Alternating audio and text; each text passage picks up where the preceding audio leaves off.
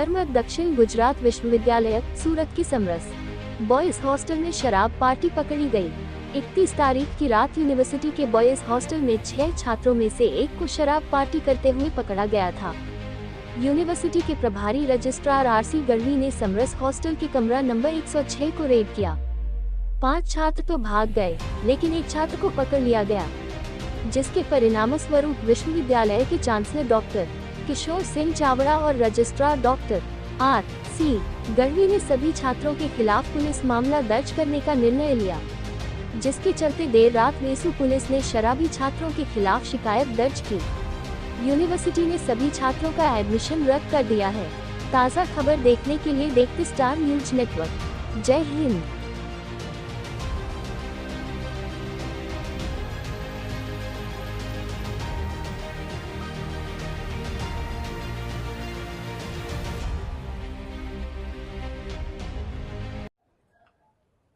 Sir आपનું નામ designation? Doctor Rameshdan Gadhvi, કુલ સચિવ વીર નર્મદ દક્ષિણ ગુજરાત વિશ્વવિદ્યાલય સુરત।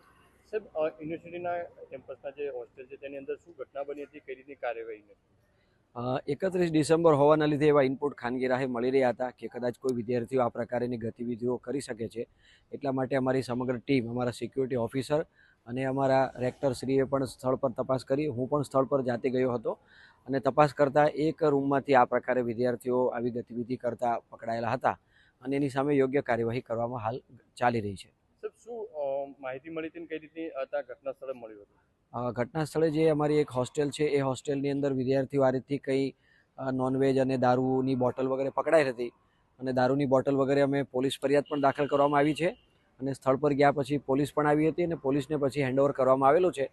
એટલે પોલીસની પણ ફરિયાદ અમે રાત્રે મોડે સુધી પણ અમારા રેક્ટરશ્રી અને અમારા સિક્યુરિટી ઓફિસરશ્રી પોલીસ સ્ટેશન જઈને પોલીસ ફરિયાદ દાખલ કરવામાં આવી છે અને યોગ્ય નિયમ અનુસારની ચોક્કસ કાર્યવાહી કરવામાં આવશે। કેટલી ગંભીર બાબત, હવે શું સૂચન વિદ્યાર્થીઓને?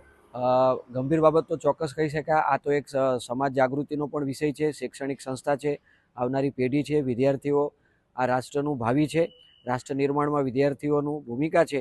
એટલે સૌ સાથે મળીને આપણે જાગૃતિ કરીએ, વિદ્યાર્થીઓમાં ડ્રગ્સ, શરાબ વગેરે નહીં હોવું જોઈએ, એના માટેની ચોક્કસ અમે યોગ્ય કાર્યવાહી કરીશું અને સમાજ સાથે મળીને કરશે તો આપણે આ ચોક્કસ આમાં આપણને સફળતા મળશે એવું લાગી રહ્યું છે। જે વિદ્યાર્થીઓ પકડાય છે તેમને સામે કઈ રીતની કાર્યવાહી અત્યારે? જે વિદ્યાર્થીઓ પકડાયેલા છે અને જેની ઓળખ થઈ છે અધિકૃત અમારા રેકર્ડ દફતરે ચકાસણી કરતા, એમના હાલ તુરંત છાત્રાલયના પ્રવેશો તો રદ કરી દીધા છે। ફાઇલો પર હુકમ થઈ ગયા છે કે એમના પ્રવેશો પણ રદ કરવાની ઘટતી કાર્યવાહી કરવામાં આવે અને એની પણ બજવણી હુકમ વગેરે આજકાલમાં થઈ જશે। નિયમ અનુસારની ચોક્કસ કાર્યવાહી કરવામાં આવશે।